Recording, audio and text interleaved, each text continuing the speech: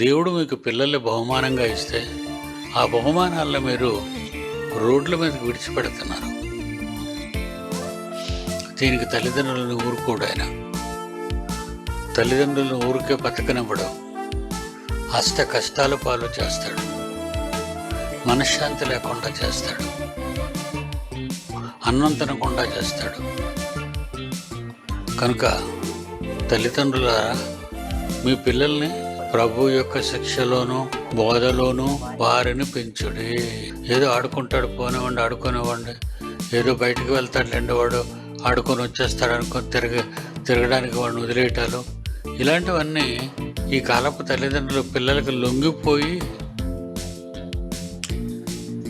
తల్లిదండ్రుల బలహీనతకు పిల్లలు వాళ్ళని బ్లాక్మెయిల్ చేస్తారు. తల్లిదండ్రుల మధ్య ఉన్న పొరపాట్లను పిల్లలు వాళ్ళు గొడవలు పడినా బూతులాడినా పిల్లలు ఎదురుగుండా చేస్తారు. కనుక అవన్నీ పిల్లలు వారి మనస్సుల్లో దాచుకొని తల్లిదండ్రులు కూడా బ్లాక్మెయిల్ చేస్తారు. చాలే నువ్వు నాకు చెప్పావని పిల్లలు ఈ తల్లిదండ్రులను ఎదిరించిన వారు కూడా ఉన్నారు.